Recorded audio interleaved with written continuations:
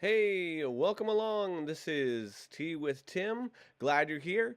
It's 9 o'clock. Where's your leadership at? Today we're going to be talking about good, fast, and cheap.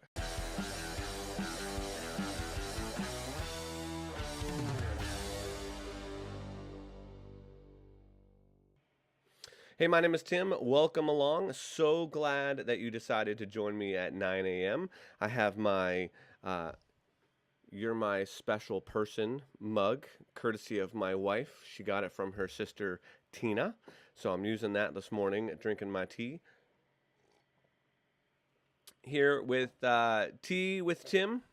My name is Tim from Plugged Into Leadership, and this is your daily leadership shot in the arm. Today, we're going to be talking about this idea of the good, fast, cheap triangle, the infamous good, fast, cheap triangle. I'll be telling you all about that in just a second. But before I get into that, I want to tell you a little bit about a contest that I have going on. If you share my video on Facebook, you will be entered into a drawing. And on Friday, I will pick from everybody that has shared my video over the past 4 days. I will pick, and you will receive a leadership resource. So that'll be really cool. So go ahead, if this video helps you, if you enjoy it, if you just maybe want a free resource, share it on your page and get the word out. Really, really, really appreciate it. Now let's jump into good, fast, and cheap. What is good, fast, and cheap? Well, if you think about good, fast, and cheap and the idea of a triangle, each one, good, fast, and cheap, has a different corner on it, and you can only have two. So let's say you're doing a project. Your spouse comes to you and says, "Man, wouldn't it be really cool if we turned the bonus room into a man cave?" And you're like, "Yes, that would be awesome. Let's turn the bonus room into a man cave." Well, you have some options. It can be good. It can be a really good man cave and have all the sweet bells and whistles that every awesome man cave would have, big screen TVs and super cool lounge chairs and all kinds of fun things. Um, but it's probably not going to be very cheap. So it's going to cost you a little bit of money to have all those really cool things. Um, so you can only pick two. Here's the thing: they're good, fast, and cheap. You can only pick two when you're doing a project. Now, again, this isn't a hard and fast rule. It's just something that I've learned over the years. So let's go back to our man cave.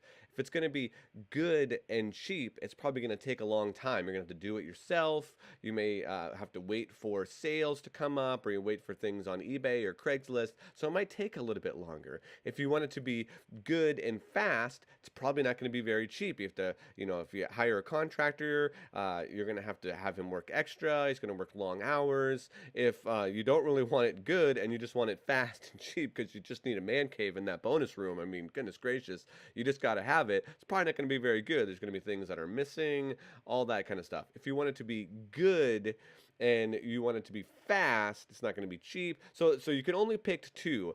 I learned this rule, this good, fast, cheap rule, recording albums at my recording studio back up in Pennsylvania. When I owned TMJ Recordings, I noticed that this happened consistently, happened a lot, where bands would come in and they'd be like, "Man, we got to get this album out like by the end of the month," which is like really fast for a 9 or 10 song album, and we don't want to spend a lot of money. I'm like, "Okay, we'll do our best to get it out by the end of the month." Well, it wasn't usually very good because they wanted it fast and they wanted it cheap, and so the album wasn't very good. There was mistakes, there was things that they should have done over again, etc.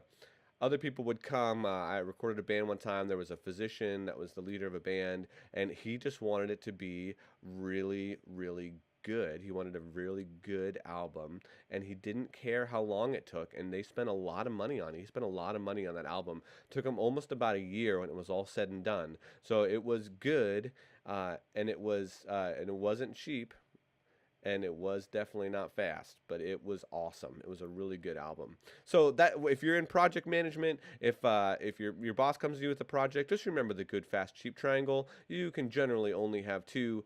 It's best to maybe go to your boss and say, "How fast do you want this? How much money do we have to spend on it? And what's your expectations?" So set those clear expectations early on. So glad that you joined me. Again, remember, if you share this video, you'll be entered into a contest drawing on Friday for a leadership resource. Hope this was helpful.